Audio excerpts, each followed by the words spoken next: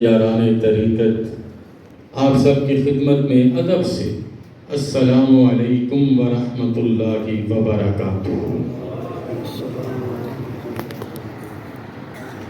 میں اپنے تخیل میں جملے تو کچھ اور سوچ کے لایا تھا کہ آج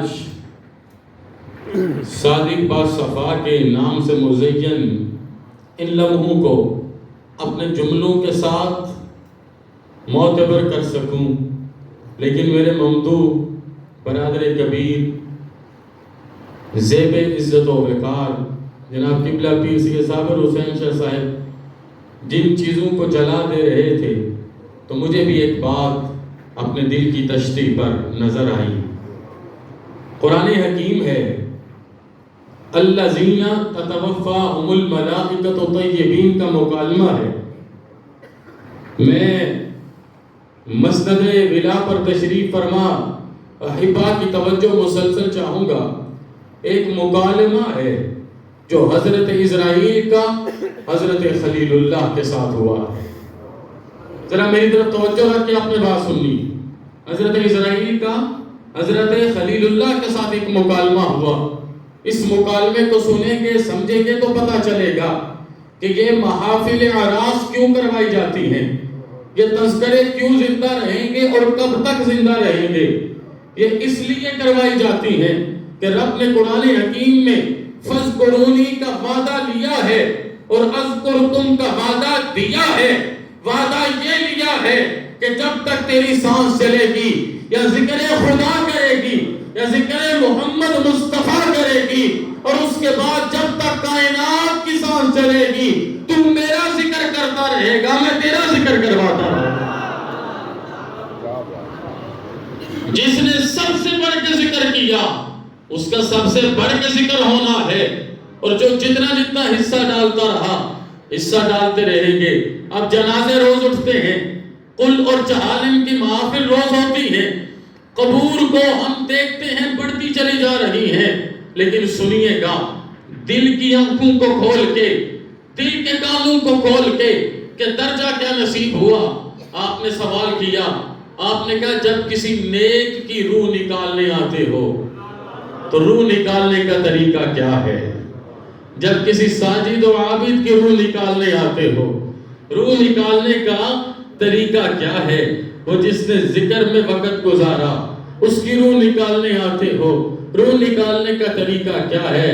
عرض کی یہ وہ راز ہے جس سے کبھی پردہ نہیں اٹھایا، آج پردہ اٹھا دینا چاہتا ہوں۔ نباز عصر نے لکھا، ضیاء الامت نے لکھا، اور لکھتا تھا قلم جھومتا تھا، کہا اس نے کہا اس طریقے سے روح نکلتی ہے کہ اسے پتہ نہیں چلتا، میں اس کے سامنے اتنا حسین بن کے آتا ہوں کہ وہ میرے حسن پہ اپنی جان کو قربان کر دیتا۔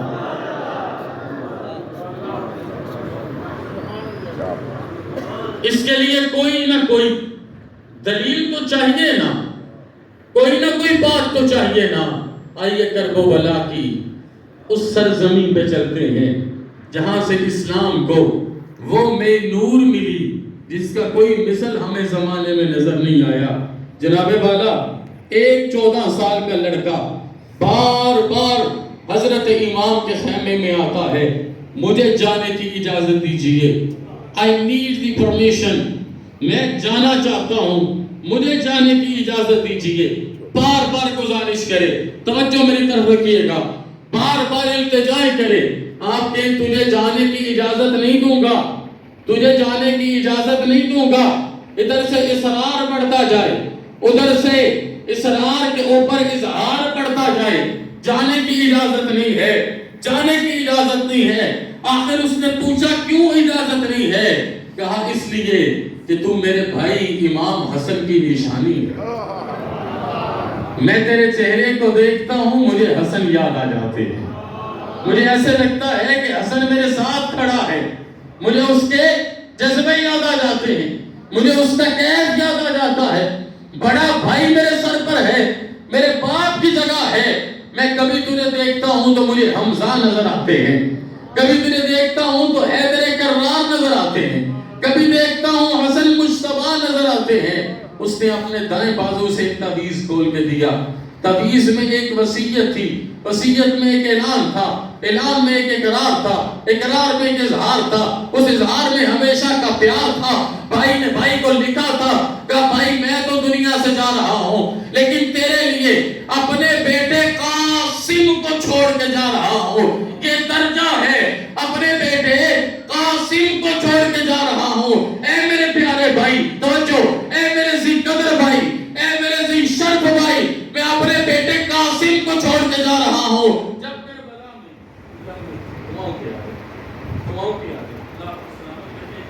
میں آپ کے نام جذبے کرنے آیا ہوں. ویسے بھی ابھی آپ نے پہلے ہی رشتے بڑے مضبوط تھے، پھر اس کے بعد بتایا کہ یہ 3 بہنوں کا بھائی آیا ہے. جو 3 بہنوں کا بھائی آیا ہے وہ تو بھائی بہنوں دے کمی ہوندے، وہ تو اپنے محبت کے جذبے کو سینچنے آیا ہے، اظہار کرنے آیا ہے. میں دل سے جذبہ عرض کر رہا ہوں، میرے جذبے کی اس سوغات کو لے لو، اس خیرات کو لے لو، اس طرزے کو لے لو. دیکھو منظر کیا بنا. اس نے جب وہ کھولا وصیت میں پیار جھلکا، کہا ایک دن آئے گا جب کربلا میں سورج سوا نیزے پر ہوگا، زمانہ منہ پھیر چکا ہوگا. اس وقت میں تو نہیں ہوں گا لیکن میرا بیٹا قاسم موجود ہوگا.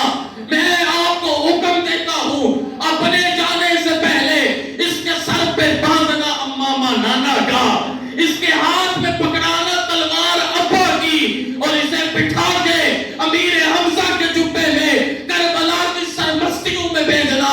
لوگوں کو پتہ چل جائے گا آج حسین کی گود سے اٹھ کے آنے والا چھوٹا حسن ایک آن میں حیدر کرنار بھی ہے اور حمزہ شیر دل رو.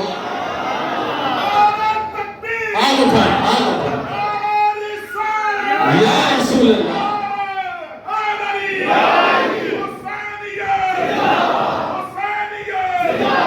یہ پیغام ہے آج کے صاحب عرس کا، یہ پیغام ہے. بیٹے بیٹھ جائیں، جزاکم اللہ، بیٹھ جائیں، صرف بات سنیں. یہ پیغام ہے آج کے عرس کا، یہ پیغام ہے تشریف فرما انزی وقاروں کے آبا کا. شاہ صاحب یہ پیغام ہے آپ کے جذبات کا. میں اس پیغام کو درد دل سے رکھ کے کہوں تو یہ ہے، حضرت قاسم جدھر جاتے تھے گردنیں اڑاتے جاتے تھے اور بتاتے جاتے تھے کہ حیدر کا حیدر آیا ہے. میں کس بات پر لانا چاہتا ہوں، وہ بات سنیے گا. وہ بات کیا ہے؟ اس قاسم کی شارک پہ ترچھی تلوار لگتی ہے.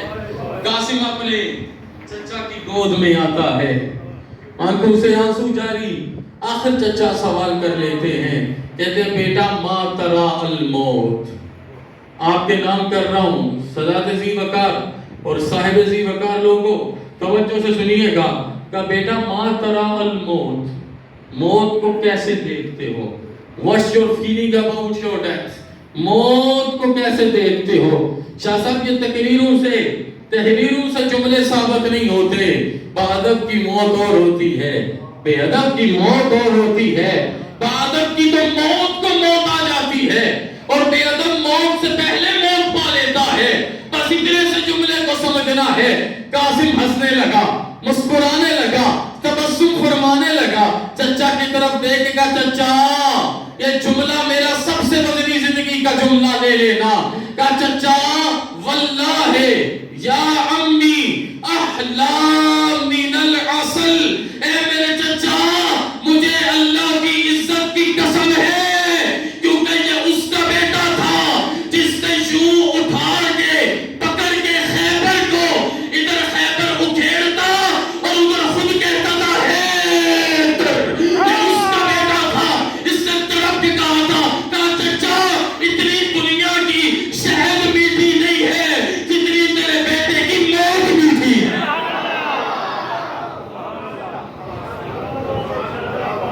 وہ ہے نا گر یار من بہائے خورا کنم شراب. گر یار من بہائے، میرے استادوں نے لکھا، مجھے پڑھایا. گر یار من بہائے خورا کنم شراب، سر را پیالہ ساختم دل را کنم کباب. تنگار رباب سازم رگہا بجائے تار، ہر تارے من بگوئے دیار.